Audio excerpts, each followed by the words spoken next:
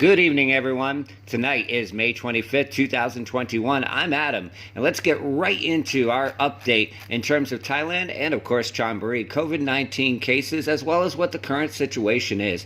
We're going to start first up at a national level.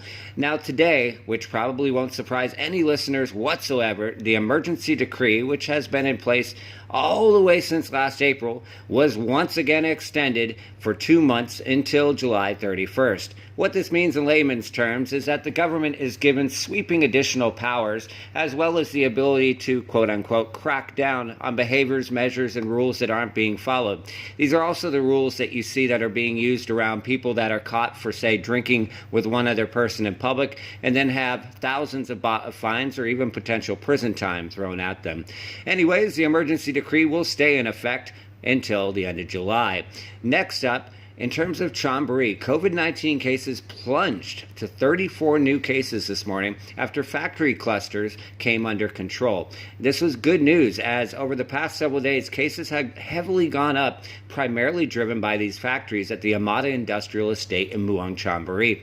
Most of the workers at these factories are migrant workers that live in nearby Panthong.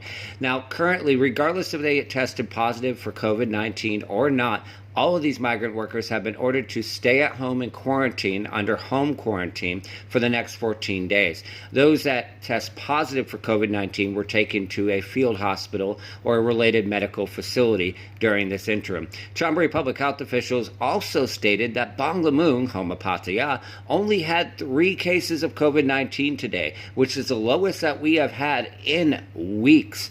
Now, although these are positive directions, something that we'll have to look forward to at the end of this week is, as with every 2 weeks, the CCSA and the Chonburi governor will evaluate the current restrictions, measures, and regulations around COVID-19 and whether or not they plan to lift any of those or loosen any of them. As on a daily basis, if you look at our comments on our social media and our website, people are asking for things such as pools or gyms or beaches to be reopened. Most people understand that it's probably too early to reopen the bars and nightclubs, but are hoping that there will be at least some loosening of restrictions. You can look forward to any news about that at the end of the week. Finally, the video that you're watching shows the windy evening we had last night here in Pattaya, as we know you guys are getting tired of seeing background COVID testing.